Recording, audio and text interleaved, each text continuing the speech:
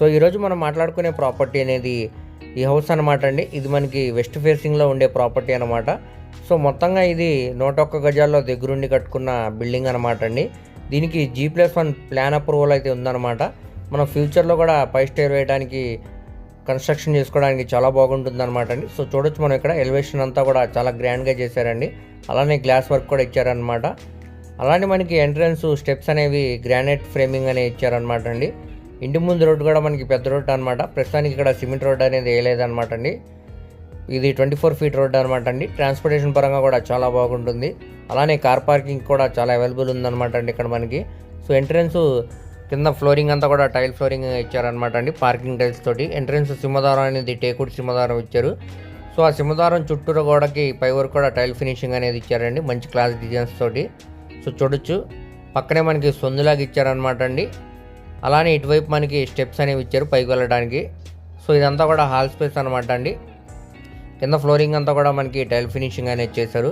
చుట్టూరా కూడా వాల్స్కి వాల్ కెరీని పెట్టి మంచి కలర్ఫుల్ పెయింటింగ్ అనేది ఇవ్వడం జరిగిందండి.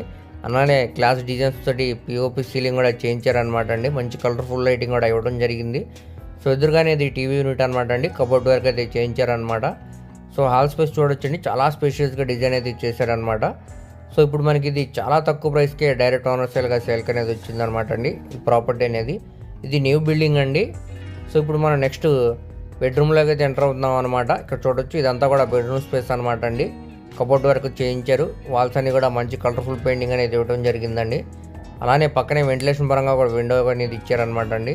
మంచి క్లాస్ డిజైన్స్ తోటి పిఓపి సీలింగ్ కూడా చేయించారండి. అలానే కలర్ఫుల్ లైటింగ్ కూడా ఇవ్వడం జరిగింది.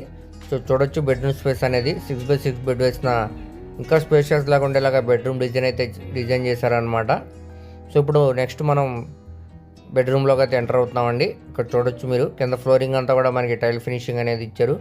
కబోర్డ్ వర్క్ కూడా చేశారనమాట అండి. పైన మంచి క్లాస్ డిజైన్స్ తోటి పిఓపి సీలింగ్ కూడా చేయించారనమాట.